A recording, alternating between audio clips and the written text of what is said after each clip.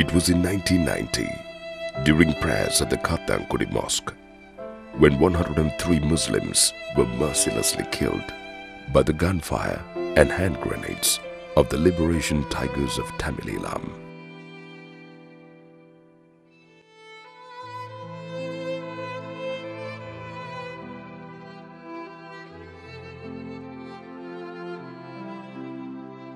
It was a clear sign of oppression and heinous crime by the LTTE, as these Muslim civilians were innocent and unarmed.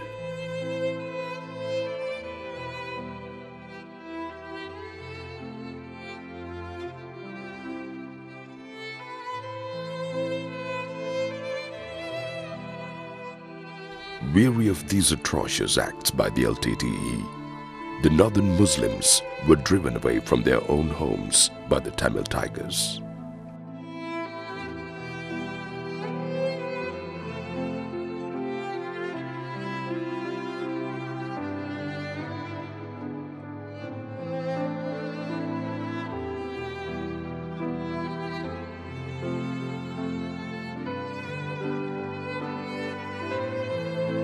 People from Kilinochchi, Mullathil, Vaunia and Mana districts were given 48-hour notice to leave their homes, while those living in the Jaffna district were given just 2 hours. They were mainly women, mothers and their children, pregnant women, women carrying their babies, the elderly and the disabled who were taken across land and sea.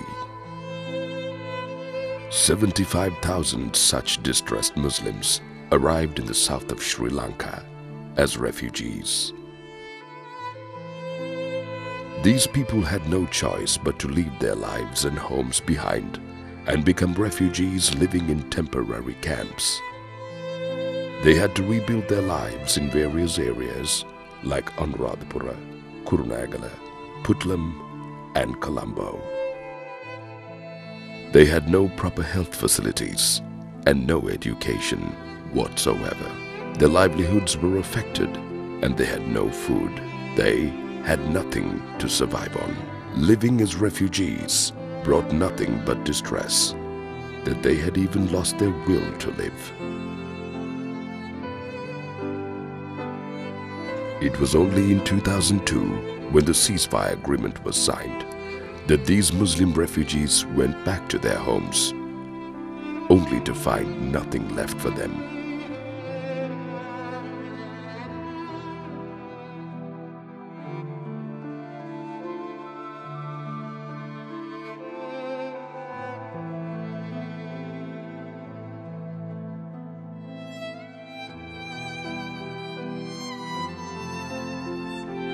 Their properties and homes were taken away from them, while their roads, schools, and markets were destroyed. Only rubble remained, and there was nothing they could take from it.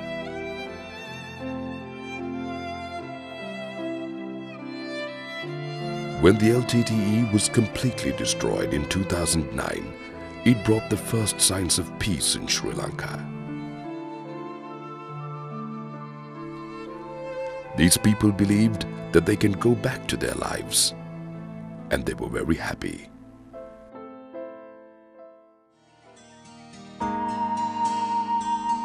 It was not only in the north, but people's lives across the entire country was beginning to improve.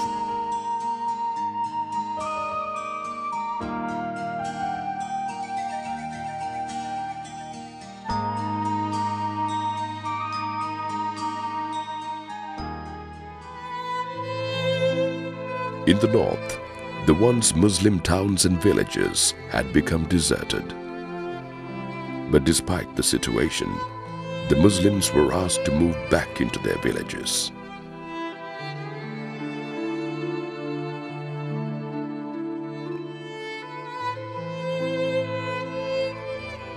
Now forced to live in camps, There was a sense of fear among everyone going back to their villages, as they couldn't help but wonder what would happen to them.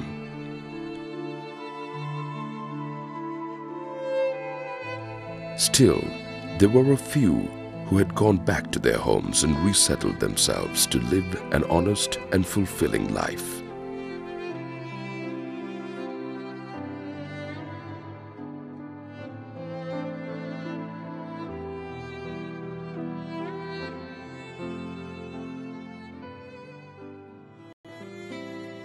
While 15,321 families have been currently resettled in the Mana district, 1,046 families and 976 families respectively have been resettled in the Vaunia and Kilinochchi districts. Another 2,744 families have been resettled in Mullaitivu and 2,047 families in the Jaffna district. It has been many years since these people lived a peaceful life. Being a refugee in their own country is only one of many problems they face. Living as refugees for so many years, these people have lost all self-respect and honor. They have been neglected as refugees for over 20 years. And now they're back in their own hometown, living under the same conditions. In the refugee camps, they lived in makeshift shelters built from asbestos. And now they're back home living the same way. Is this their fate?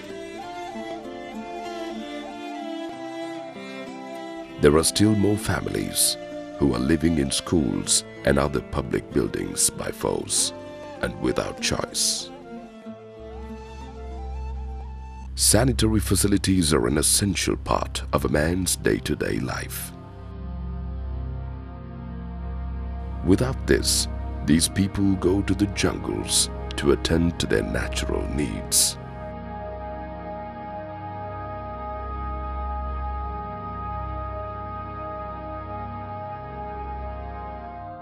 டாய்லெட்னா காட்டுக்கு தான் போறேன்.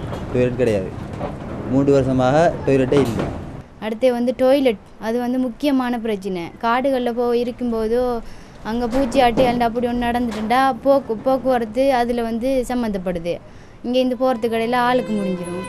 It has definitely become a hindrance for them, especially when trying to maintain a healthy life. The problems that these Muslim people have to face keep mounting. There is still no clean water, no electricity, and no infrastructure facilities.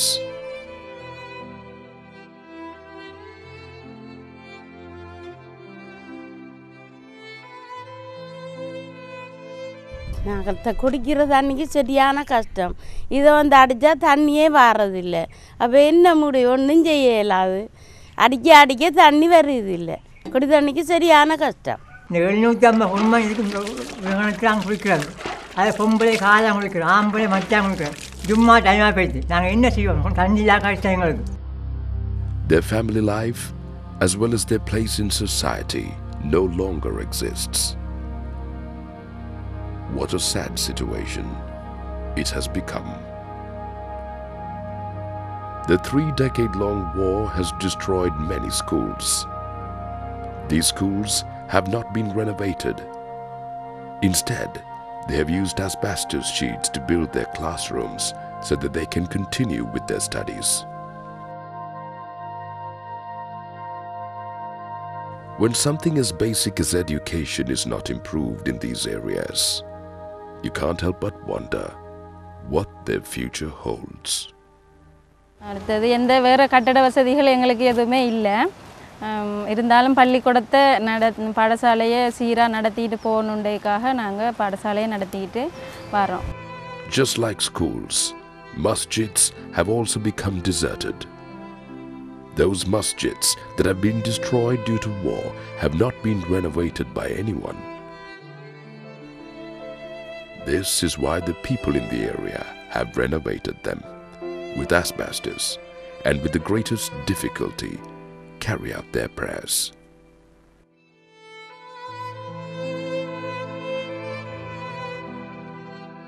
The Muslims of the north are living their lives like they have been forgotten.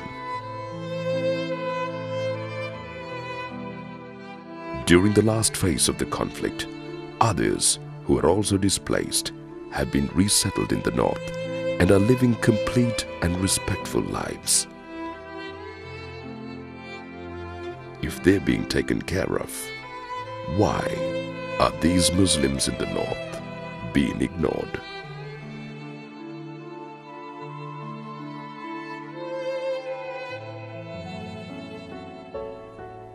The 3-decade-long war, the CFA, and now peace has dawned on Sri Lanka. If the country keeps changing for the better, why have the stories of the Muslims in the north stayed the same? Our Islamic brethren were banished and evicted from their places just because they followed Islam. They were disregarded and ignored because of being Muslims. Recently, high-ranking diplomats, including ambassadors and high commissioners from Palestine, Malaysia, Turkey, Indonesia, Pakistan, Bangladesh, Iran, and Iraq, made a direct visit to the field and met these people. As Muslims, it is our duty to create an environment for these people where they can continue to live with self-dignity and respect.